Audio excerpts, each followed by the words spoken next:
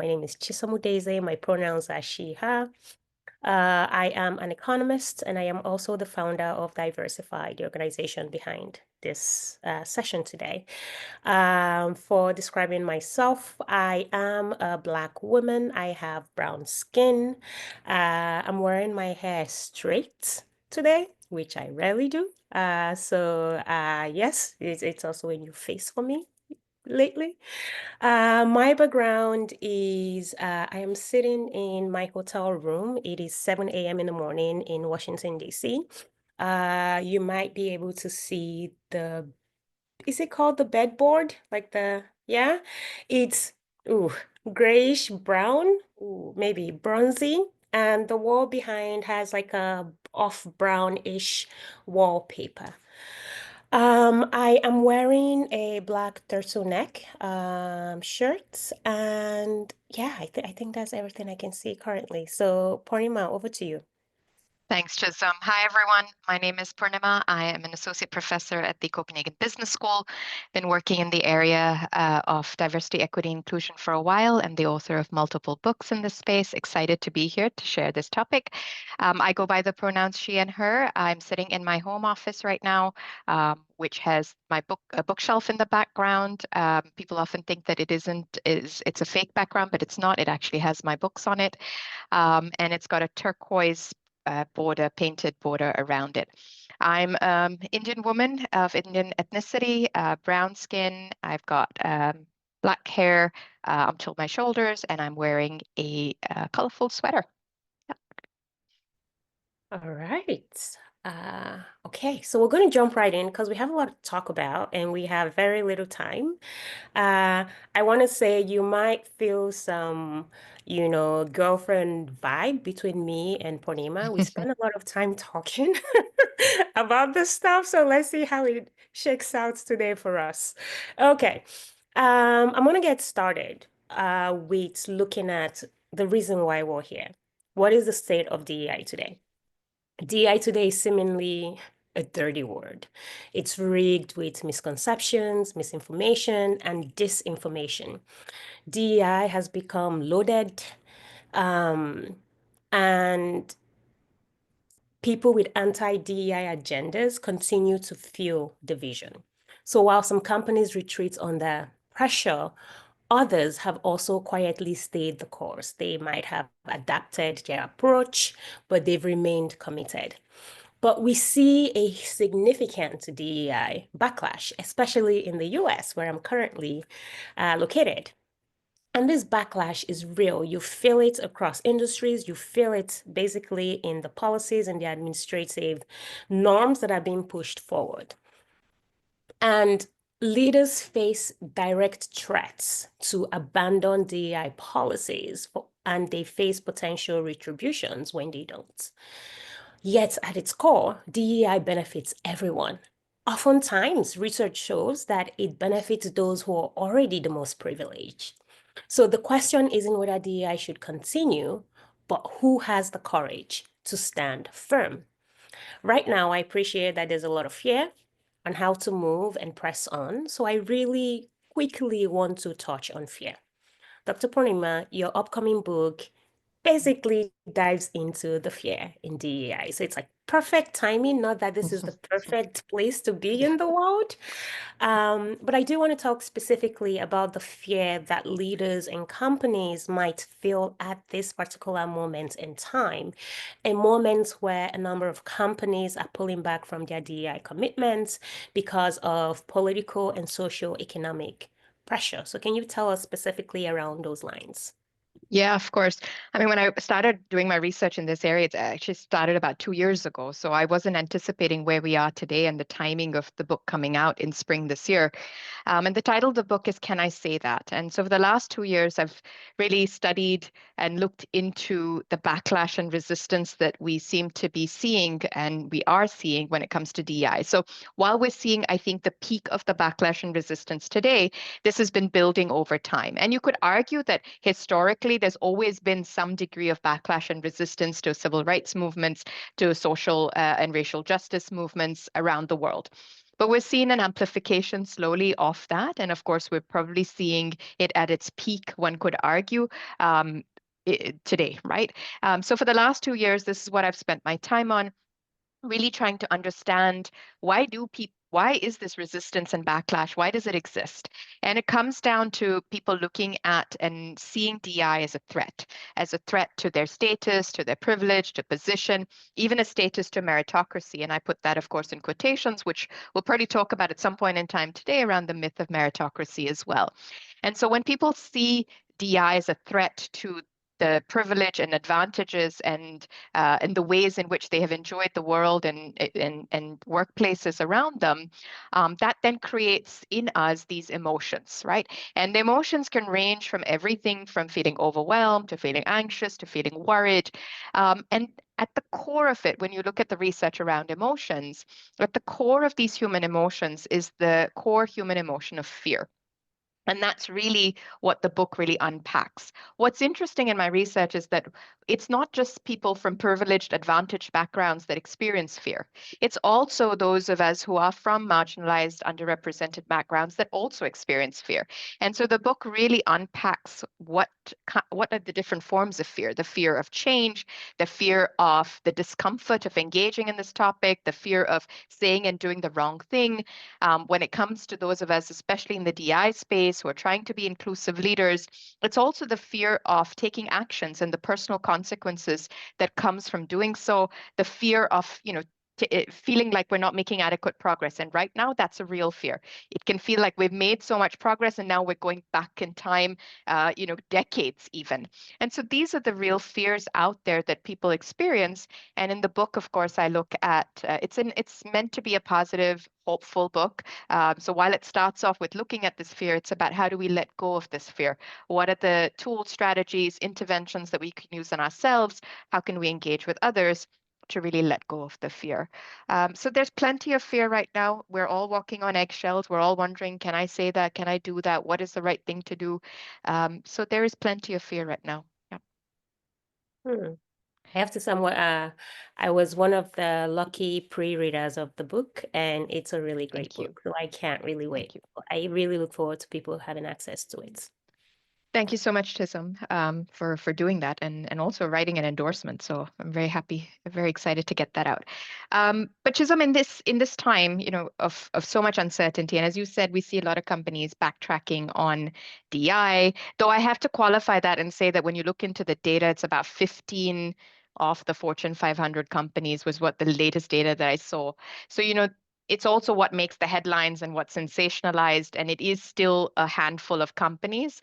So we also want to, I think for both Chisholm and me, is also to nuance this, that while the headlines can say that, I think it's important to remember that there's a whole lot of other companies that are still continuing the work, doing it quietly, as I say, maybe going into stealth mode right now, and really maybe even pivoting slightly so that they're not in the limelight of Robbie Starbuck and their likes off, and they're pivoting, but they are continuing the work. So in this climate, you at Diversify have launched DeSola, a platform to help us do this work better. So I'm also really curious to hear from you, why DeSola and why now?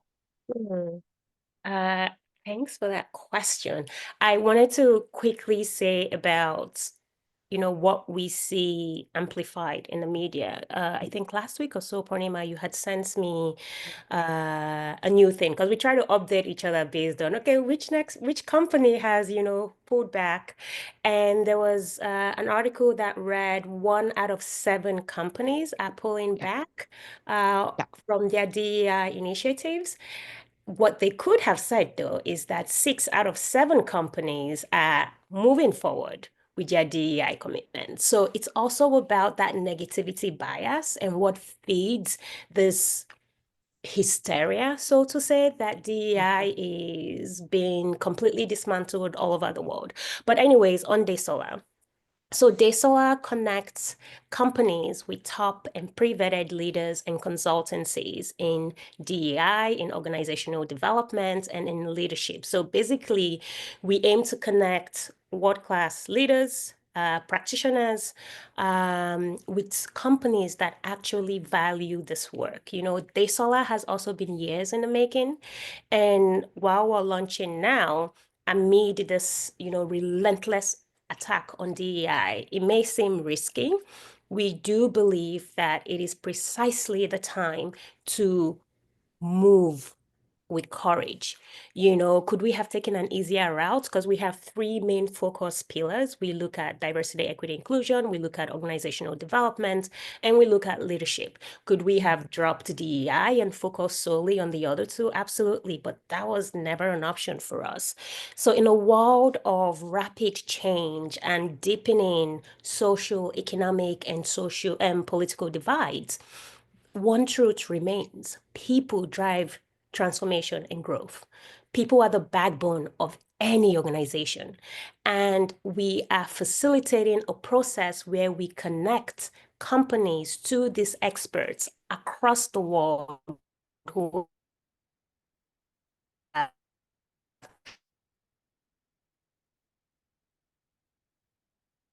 different language capacities, who have different we are connecting people to companies because people will remain at the center of anything that leads to positive change. I do think, though, that now more than ever, we must challenge the myths surrounding DEI and its broader impact.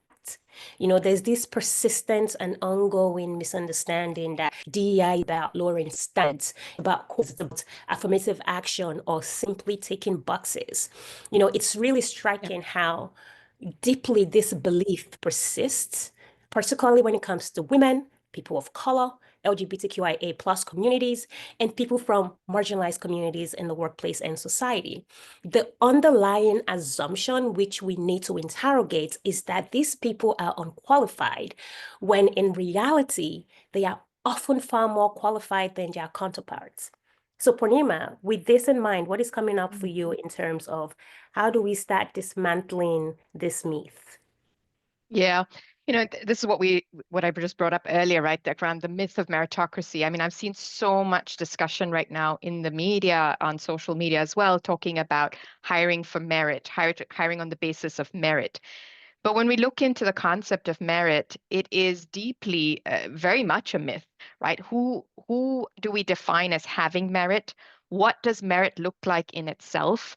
And who holds it? So you're absolutely right that usually, people from underrepresented backgrounds are often thought of as being less qualified than when they actually, very often have to work significantly harder, but also are, over time have built up qualifications that are significantly, they are significantly more qualified than even the counterparts that are being considered there, right?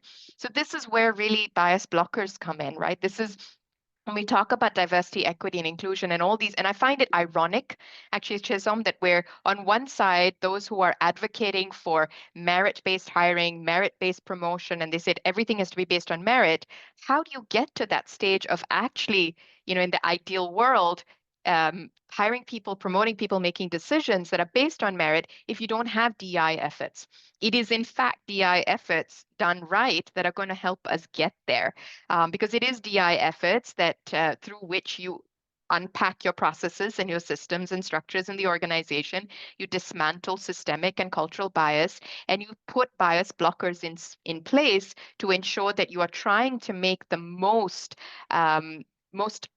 unbiased decision. I mean, there's no such thing as an unbiased decision, but to mitigate the influence of bias in these decisions. And so I find it quite ironic that people talk about merit and hiring on merit, and then not at the same time giving evidence of how do we get there. So, Hmm. I did this experiment at the end of last year where for a month, I listened to only right-wing voices. So I deleted all my wonderful podcasts that I usually listen to, from Trevor Noah and Oprah, and I deleted all of that. And I only listened to right-wing voices for about a month. And this is a standard theme through all of those podcasts, right? Whether it's you're listening to Joe Rogan or Matt Walsh or Jordan Peterson or Candace Owens or Andrew Tate, it is the same narrative that somehow people from underrepresented groups are simply not qualified. And all of them agree on wanting to hire on the basis of merit, but they don't provide a formula for how to get there, because the formula to get there is exactly what DEI practices actually aim to do. And I find that deeply ironic. Chisholm, Hmm. what's coming up for you on this? Right. I think I'm reflecting on how this actually happens. I'm in a position where I sometimes Mm, we have job openings and, we have to hire people within the company. And in a lot of different spaces across the world. And because I'm localized in Norway, people tell you, you need contacts, your references will matter. It doesn't matter what you know, what you've done before, the people you know will probably get you into the workplace. Now, it's interesting that everyone firmly stands behind the importance of contacts, but they do not mm, think about the people who do not naturally have this contact in the first place. So I can tell you right now that we have some job openings up. And I'm not even the hiring manager for that job, but a lot of people who know me have sent me so many messages about either being interested or that somebody they know who would be an ideal match for us. And mm, of course, like I take all these references in, but I'm also intentional in saying, you know what, I really want to keep myself out of this because I do understand that if person A that I trust says this person is good, I can easily just take that person in and say, you get the job. And then not even accessing or yeah, considering other people who do not have access to me directly or to the network that we create. So I think this speaks directly to your point on what is merit. Who gets to decide who merits what, right? And I think at the yeah. same time, merit is often based on bias. I was having a conversation the other day with a colleague who leans differently politically than I do. And he was sharing about how people should be judged by what they bring to the table. Now, he's a white man. Mhm, And I'm saying, but do you agree that oftentimes when people see a person of color, a person who's disabled, they don't get the opportunity to get to know them. They judge them based on how mhm. they present. And this is a human condition. This is human nature. Absolutely. Our brain does what it does to make sense of the world. We receive 90, was it like 60 to 90 million stimuli per minute?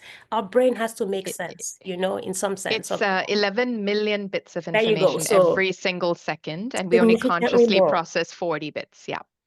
So I think that says a lot about we just have to make sense of the world. And sometimes we judge people based on what we see at face value. So we don't really get to say, actually, tell me about you. What is your merit? Yeah, exactly. Yeah, and so it's a deeply biased construct in itself. I mean, in an ideal world, if we look at the definition of merit and meritocracy, it sounds very ideal, except that, the very idea of who has merit, who holds merit, and how we see merit as well. I also think it's related to a lot of good research around when we think about confidence, when we think about assertiveness, when we think about charisma, for example. We have a certain image in our mind, right? And I call this the cookie cutter phenomenon that we have in our organizations. We have a certain prototype, a mold, right? And so we think that someone who has merit looks a particular way, both on the visible Mhm, aspects, mhm, of course, but also in terms of the assumptions that we're making. So, for example, someone who's tall, right, is assumed to hold more charisma, is to be more charismatic, and therefore gets more leadership opportunities. I mhm, mean, logically, how does your height affect your leadership abilities? But that is how we're so wired, that in mhm. that subconscious realm of making decisions, which a lot of our decisions are. I mean, when you look at Daniel Kahneman's work, right, we make about 35,000 decisions every day, and 95% of those decisions come from system one thinking, quick, intuitive decision Yeah. making. It's only 5% of the time that we're slowing it down. So most of our decisions are based on these hard wiring of these biases that exist. And so we are relying on them to make very quick, unconscious decisions that are based on bias. So again, when it comes to our association in our mind, tall equals good leadership, um, even though that makes no sense when we think about it, right? Your height does not impact leadership, but That's what research shows, that's how Absolutely. we decide to make that is the merit. So we're actually putting merit on height, that height is a part of merit, right? Absolutely. And that's where we have to start becoming more intentional. And Mhm. that is where DI efforts come in, which is the irony of all of this, because that is what it catches, that is what it blocks and prevents those decisions that are based on bias from being the final decision. It asks us to question, right? Affinity bias, intuition bias, all of these things it asks us to question. And that's where I find it remarkably ironic. Yeah, I'm thinking about just how things we may not even consider, like conventional attractiveness, the hmm sound of somebody's voice, when a man has a exactly. deep voice versus a man with, Absolutely. a less deep voice. So I think Absolutely. these things play a role, even though we do not Yeah. consciously think about it. And that's the thing Even about beauty unconscious bias as bias. well, right? Absolutely. The Beauty whole thing bias, how around that. someone looks, and the ugliness advantage as well, which is also there, which is really interesting because it's not just how attractive and you are, but it's also those who are. And again, how do we define this? Who is attractive and who isn't? But there's apparently an advantage to being unattractive because you're not seen as a threat, and so there Yeah. are more opportunities given. So there's a There's lot also at play. Yeah. There's also that it's almost like a double-edged sword with being attractive, where on one hand you may not Mhm, have people assume you may not have worked as hard for the things that you have. And that on the other hand, and that is also a challenge because then it's, oh, you just got through life because you look good. So I exactly. think we need to be aware of how is it insidious bias is Mhm, when it affects people negatively. But Purnima, for this section, I think it could be good to discuss um, to structure our conversations just in mhm. bits. So if we want to talk first about, say, employment within Yeah. DEI, how does DEI show up within recruitment, promotion, workplace systems and structures? One of the things coming up for me is oftentimes, we talk about with recruitment, we talk about affirmative action. And from a US perspective, it's like, oh my gosh, you're putting all those minorities and people of color Mm, who are not qualified for these roles. But then you look at places like the Nordics, where affirmative action has been prolific in creating change, where we look at gender equality, and a lot of the Nordic countries are more or less closer to anywhere from like maybe 30 to 50% balance. And it's because it's literally written into law that in mm. boards you should have 50% women in leadership positions. This is affirmative action in practice. Now, I think this is where we have to bring in that intersectional perspective because, of course, in a Nordic construct where most people are, where a significant amount of people are white, it's a white man and a white woman sharing that space equally because oftentimes we don't even think about non-binary folks or trans folks. But then when we start having to think of women beyond that one qualifier of whiteness, and we have to look at women of color, women who wear hijab, women who are Mhm. disabled, women who this or that, then it becomes, oh my gosh, unqualified people. What's Yeah, coming up for you? absolutely.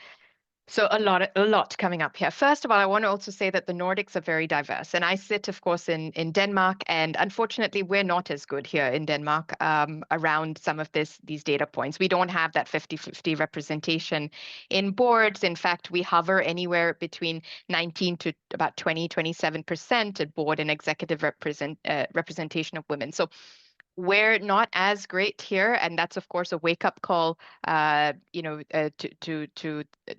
those in this part of the world, that it is not uniform. But I also want to say that when we think about affirmative action, even in Norway, this was a study that was done years ago, which looked at the women who were hired. This was the early days of implementation of the 50% uh, rule of having women on boards, that the women were seen as golden skirt girls.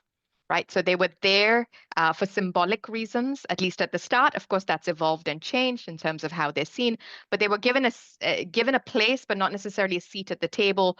So it's also about thinking about, as we think about affirmative action, and this is a very strong view that I hold, and of course, everyone has different views around affirmative action, is that on its own, without systemic and cultural change, then those who are in these positions are seen as nothing more than tokens, or as we now know the phrase DEI hires, that they're not qualified, they're not meant to be there. They're there just to satisfy the sustainability reports that are going to come out at the end of the year. And so there's a real need for us, as we talk about affirmative action, to also think about, well, what is the systemic and cultural change that's going in hand, right? Years ago, I listened to a podcast with Melinda Gates, and she was talking about affirmative action. And one of the things she said is that if you are going to use things like quotas and targets in organizations or in societies more broadly, they need to have an expiry date.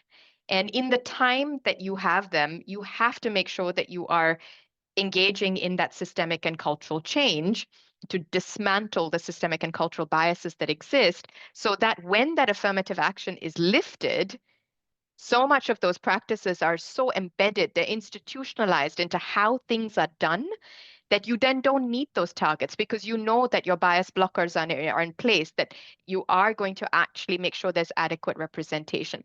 And this is the problem that we have right now, because if you look at the US context, affirmative action has been there, but the minute it's been lifted, we're now seeing the repercussions of it. I recently read about, Black students' numbers falling significantly in medical schools in the US. I've also seen that in some of the prestigious Ivy League universities, the number of minoritized groups are actually significantly dropped. So you see evidence that what happens when you lift it, but then the cultural and systemic change hasn't taken place, then you're not going to see what we want, and I put again in quotations, meritocratic hiring or meritocratic choices just don't exist. So it's also, we as we talk about affirmative action, we also need to nuance it. And of course, we need to fight that narrative around that anyone who's chosen, into these positions where there are quotas and targets, that we emphasize that they are being chosen because of what they bring to the table, their qualifications.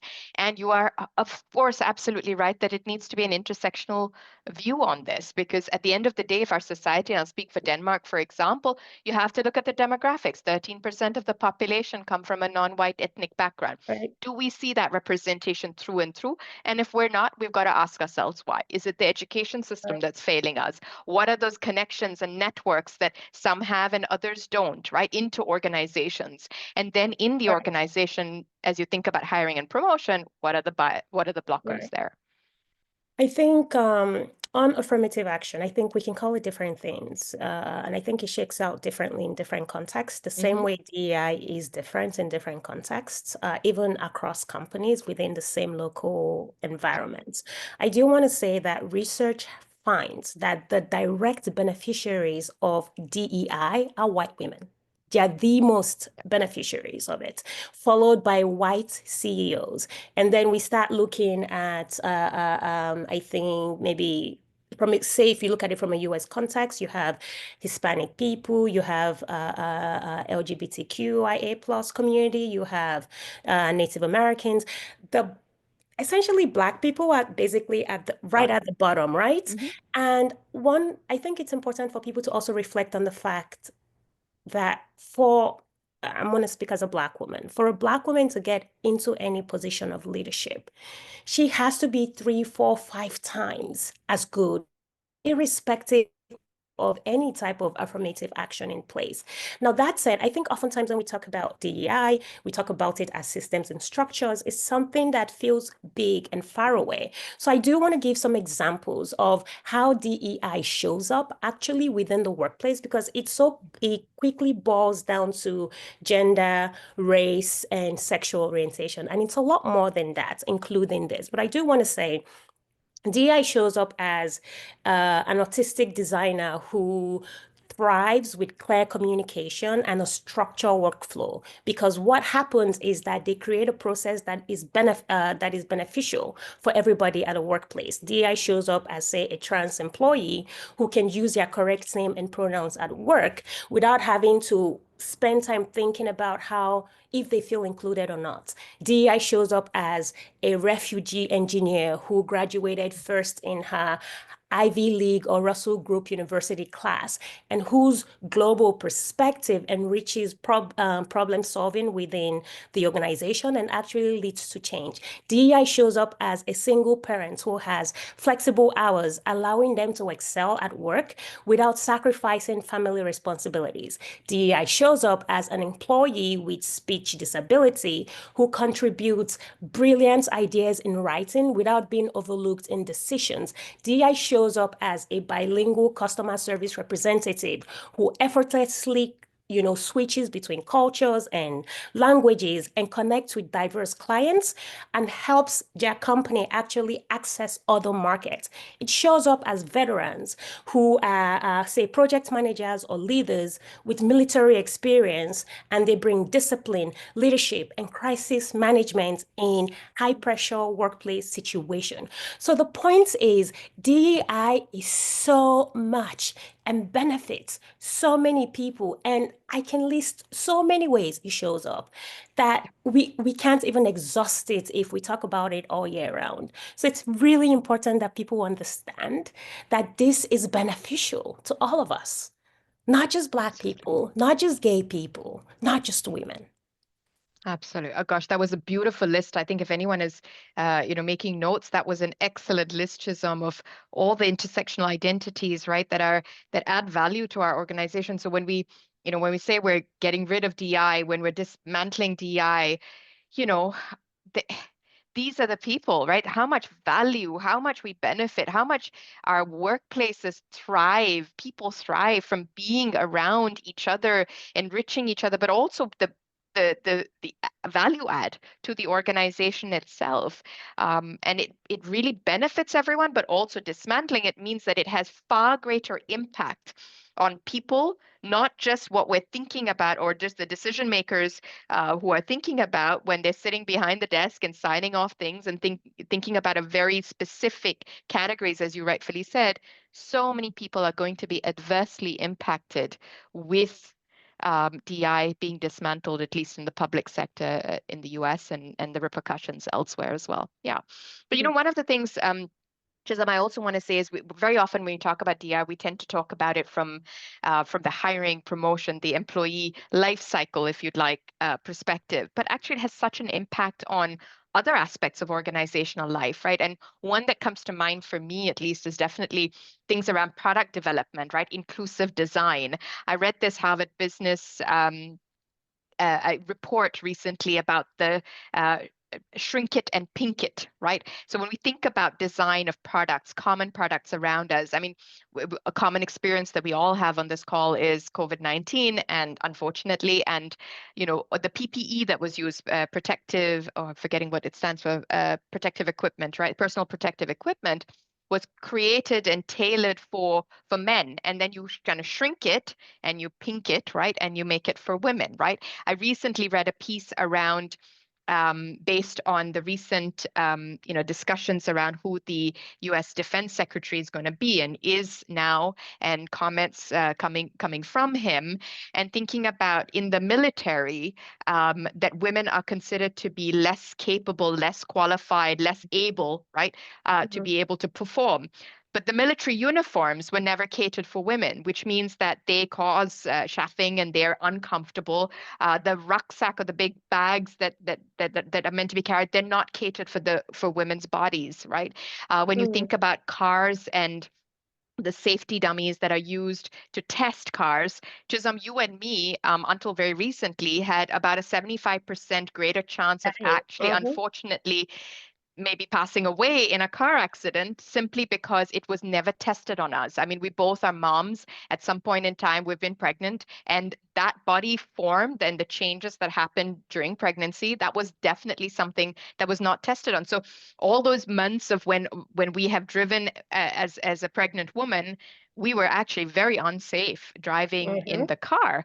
So when you think about product development, thinking about inclusive design, and Mhm. then thinking about marketing, and I've got a Mhm. really nice example here, which which I think really resonates with how important it is, where DEI really shows up and actually has a benefit of protecting an organization from making pretty drastic or Mm, pretty grave mistakes, right? So this is Heineken a number of years ago where they ran an ad across Europe, and the ad ran for many months without a problem across Europe. And this is what the ad looked like, and I'll describe it in a moment. But they took this ad to the US, and within minutes, they had backlash. So let me describe the ad to you. So you're going to have to do a bit of visualization with me. But imagine that you're at a bar, all right, and there's a bartender at the end of the bar, and the bartender slides a bottle of Heineken from one end of the bar to the other end of the bar. And this bottle of Heineken passes a number of people of color and lands in the hands of a white person. And the tagline is lighter is better. Now, any marketing campaign goes through a number of different sign-offs. Whether you're using an external agency, you're doing in-house, it has to go through a number of eyes, which means that nobody caught this. And it ran mm, across Europe, which also says something. It's yeah. only when it was ran in the US that people started seeing the backlash. So now if you had sufficient people, it's not just enough to have one person on the team. It is about having sufficient people where they feel that they can address it, that they feel safe to address it, that they're able to say, hey, this is not okay. Just look at the imagery here. What Mm, message are we sending out? But this is where DEI efforts actually come into play when you have that representation of qualified people who are able to look at this with the skills, experience, background, were able to look at this and catch it because this was a disaster for Heineken, absolutely. right? Mm, And there's so many other examples when it comes to marketing campaigns. So, yeah. DEI has far-reaching Mm, implications that we're so when we hear the narratives, we're looking at it from such a narrow tunnel vision of what right. it is and who it impacts and who we want to protect that we actually have forgotten what DI actually stands for and how far-reaching it actually is. Absolutely. I think I'm also mindful of time. But I just on that, there was an ad that came out, I think years ago in Asia about washing detergents Hmm. and how essentially they tossed in a black person into a washing Washing machine and machine. poured the soap, and a white person came out and is like, isn't that better?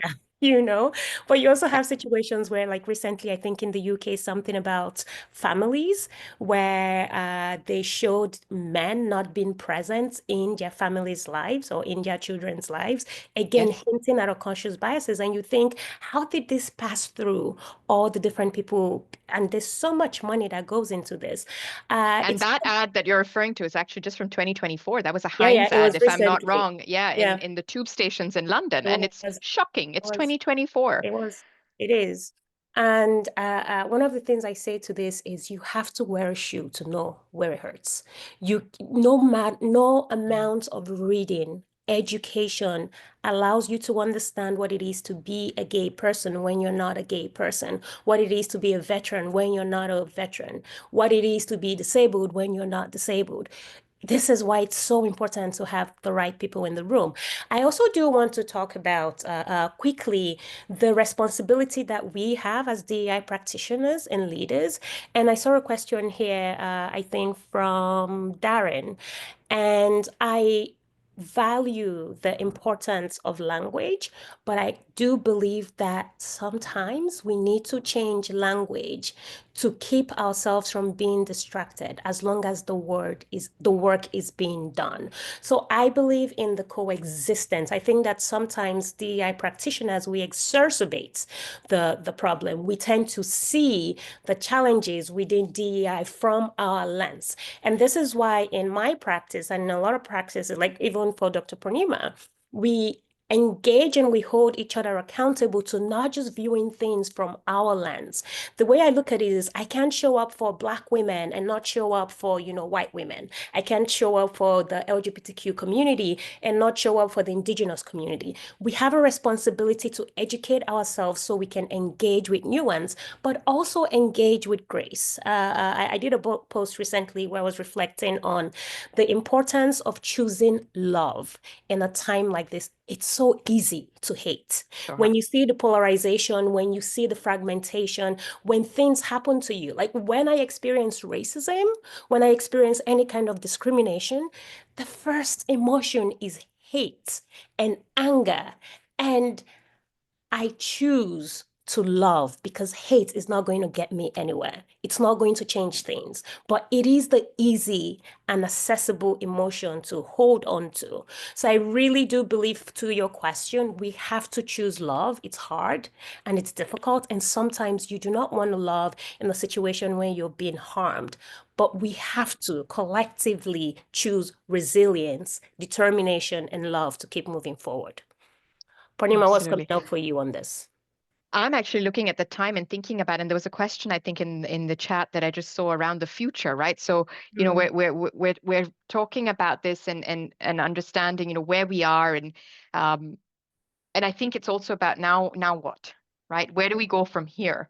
And you know, as we think about wrapping up today, I think that's an important thing to definitely reflect upon. And part of that is related to what you just talked about around the role that the DI community that we have, the responsibility we have. And that is really, you know, as we look into the future, what role are we going to play and how are we going to show up for each other, holding each other accountable, but also holding up a mirror.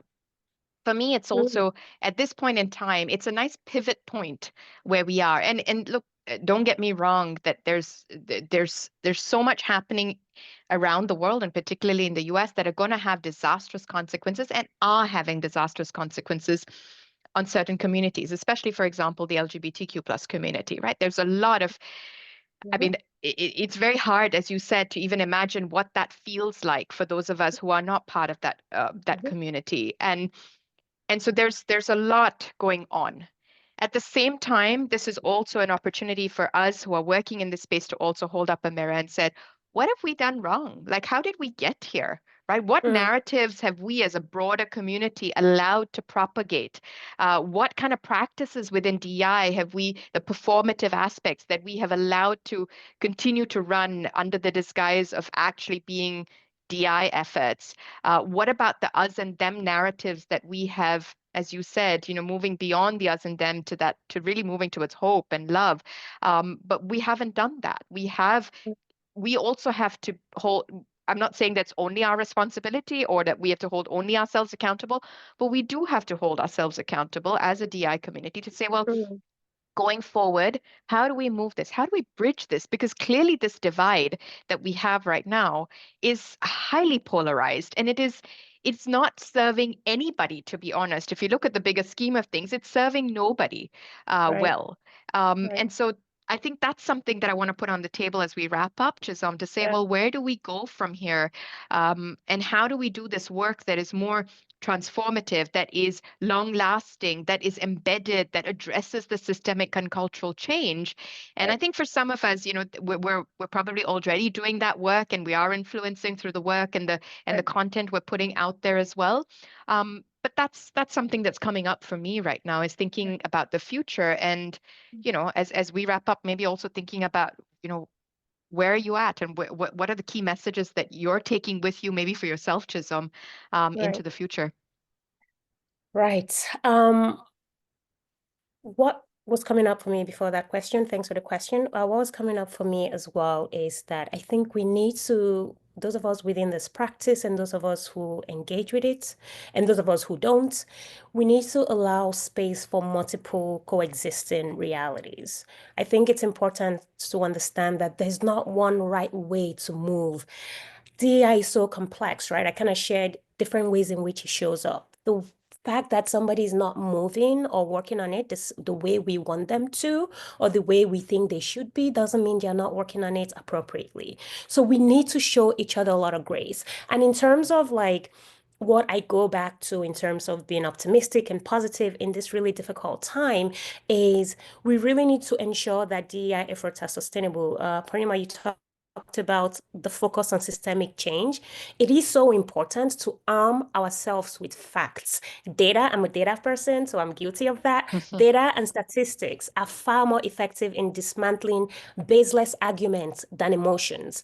The backlash we're seeing is symptomatic of a polarized socio-political landscape. In such times, it's again, like I said, easy to hate, but love is harder. So choose love, protect your resilience, and continue the work. This is a season, it's temporary, it will pass. It's also important to counter negative media narratives by highlighting or seeking out stories of companies that are doing good. The good eventually drowns out evil. Keep talking. I think staying curious, listening to understand, not just to respond. Much of the current divide between groups stems from a lack of real listening and our inability to bridge across ideological differences, which I have to admit is difficult to do sometimes, even for me. What is coming up for me now is Michelle Obama's phrase, when they go low, we go high. And this Mm. resonates deeply in this time. While there are many times we need to vent and process frustrations, you should see the text messages I send Purnima sometimes, but I do it within the safety of, Dr. Purnima, my spouse, my team. But as leaders, as DI practitioners, as anyone in a position of power or authority, we have a responsibility to rise above, especially when others go low.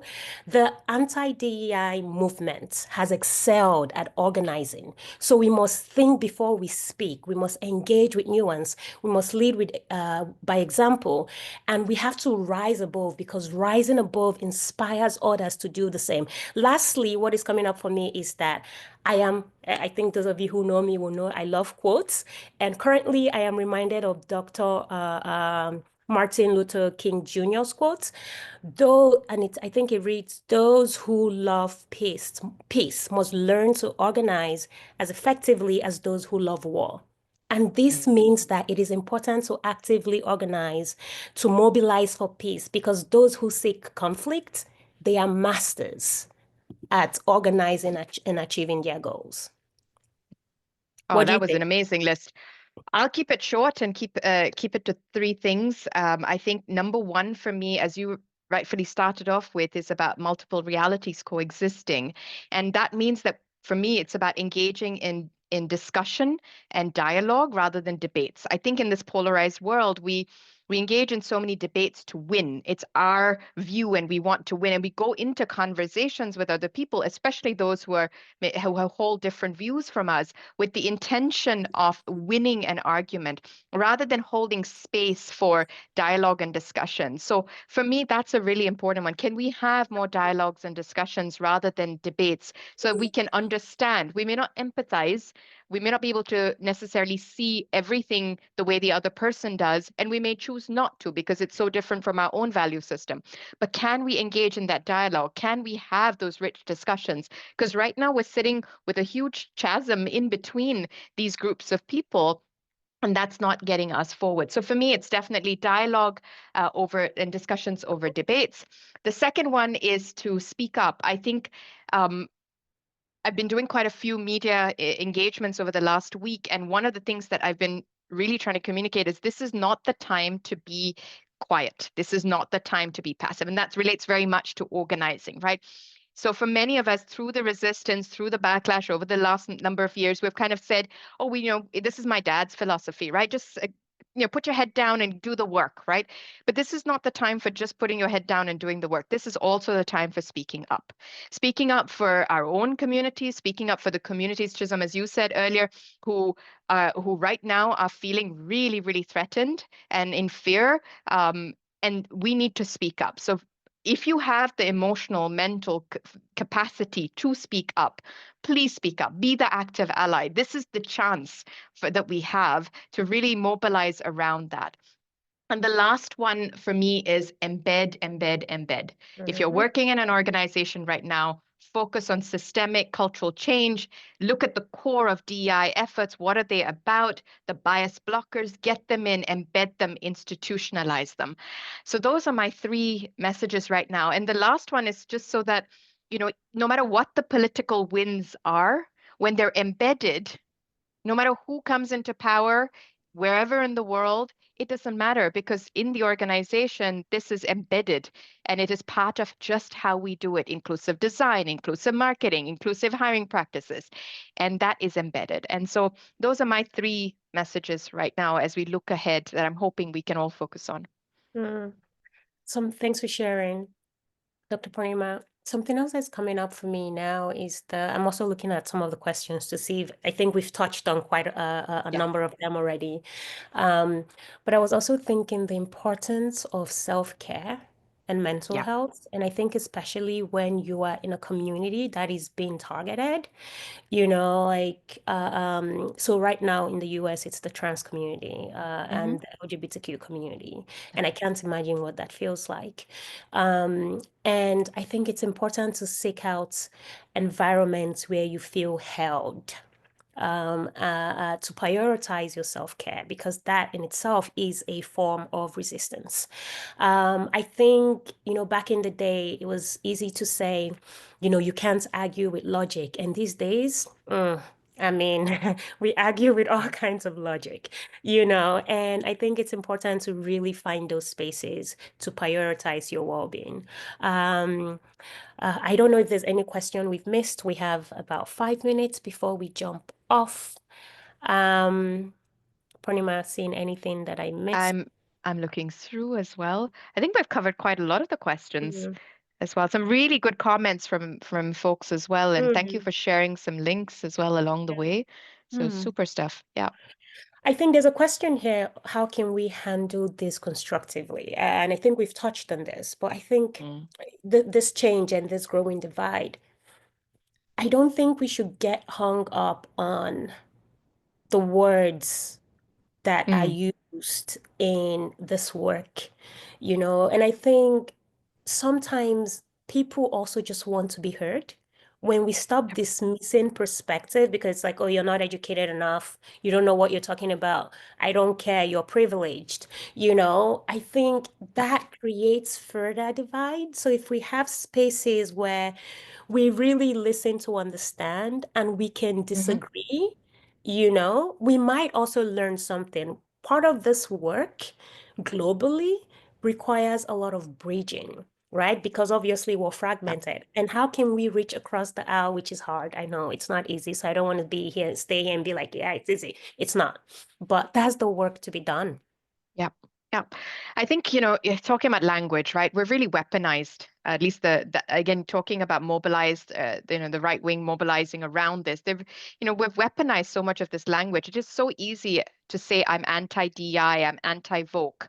But if you actually look into what these terms mean, right? What diversity is about valuing difference and uniqueness, equity is about fairness, inclusion is about belonging.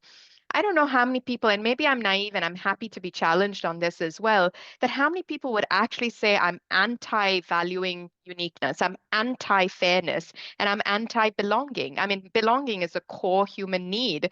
And everyone wants to feel that sense of connection, belonging in an organization with other people. All of us want to be in environments that are fair. Now, a Mm, question you could ask is fair for who? You could ask mm, that, yes, absolutely. But the core value of fairness is something that the vast majority of people would want, and everyone wants to be valued for who they are.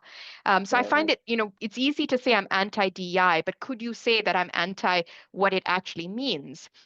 And I yeah, think that's where we get stuck. But also, we've weaponized things like the word privilege, right? yeah, And we use it as a weapon against others. And I think that is something that we need to hold space for having these conversations without immediately using these words that shut them down. You immediately silence any form of conversation and those dialogues and discussions that I hope will happen, that where we create and hold that space for those conversations. I mm, think we need to have more of that. So, I mean, that's something that I'm going to be doing more of this year, and mm, holding space for people who think very differently from myself. It is going to be challenging. It is not easy. Even just listening to the podcast episodes that I listened to last year, was my heart. I did it at the gym, and so my heart rate was really much higher, which is good in a way for fitness. But it is challenging, and so I'm not mm. going to say that it's easy, but I think it's something for those of us who have, as you said, who can do it should do it. Yeah. Absolutely. I think as well that there's something about giving grace to conversations that or like perspectives that differ from ours because it also, for lack of a better word, arms us with better ways to engage with this community, to speak in a way that they can understand or we can understand. You know, my colleague that I talked about, he's still a very great friend of mine. Like we disagree, but we can sit there and talk and ask questions back and forth and come down to at the core of it, we agree with each other. It's just how Yep. it shakes out and how. So I think it's so important, absolutely, that we continue to move together because in division, we're not going to survive. There is no way. Everyone loses. So how can we heal across, this growing division? I think that's the work. Yep. And yeah, I'm looking forward to how it all unfolds. And with that, I'm also thinking, I think we need a 2.0 of this, Nima, in a In few a few months. weeks, right? In a few months or weeks, just to In see a how few it all kind of plays out, Let's see how right? it shakes out like Yeah, after 30 to exactly. 60 days. So we need to come back and Exactly. check in I mean, and I'm see. already seeing, when I looked at the news this morning and yesterday, there's already backlash to some of the executive orders in a good way, as in there's, this is some of the things are illegal. So we also now have to wait it out to see how this plays out. It's one Absolutely. thing to sign these executive orders and then to see how does it actually then manifest, what is considered legal, what is illegal. And I'm slowly seeing that come out as well. So I think we have to see that. And I think for those of us, I think, when I looked at the list earlier, I think there are lots of us who are outside the US as well. And at least in my circles with companies and leaders in organizations, chief diversity officers, HR, people and culture leaders in organizations, right now there's a lot of conversations happening in pockets about what do we do? What is our stand on things? And Mm, this is again those spaces where if you are in those spaces, if you are influencing upwards to the leaders in mm, your organization, um, hold ground, right? This is not the time absolutely. to waver. Keep in mind it's only 15 of the 500 that are backtracking. So Absolutely. there are plenty of companies doing the work. So please do continue this work. It is pivotal. It is important. And if you need to change language of a team, I've had a few clients reach out saying, should we move from Mm, diversity and inclusion teams to inclusion and belonging? Go for it, is what I'm with saying right whatever. now. I understand this is difficult times. As long as the fundamentals of what you are doing are still there, if it means you're off the radar of Robbie Starbuck and you can continue to resource and do the work, that's most important. So don't get caught up in the semantics of language, but continue the work is what I would say. And that's at least my hope that at Mm, least those of us sitting outside, we don't catch the cold uh, right. when the U.S. sneezes, right? And thank you so much for that. I think as a final roundup here, I also want to say thank you to everyone who's been a part of this. Please remember that anything that takes you away from the work is a distraction. Sometimes, DEI, the words, it's a distraction. Just focus on the Yeah. work, not the distraction. Thank you so much for being here with us, Dr. Purnima. Thank you so much Thank for you. everyone who joined in Zoom or on Zoom, as well as online on LinkedIn. We really appreciate you. And yeah, we look forward to having you back with us at the next session. Thank you all. Thanks, Chisholm. Thanks for having me. Thanks, everyone. Bye.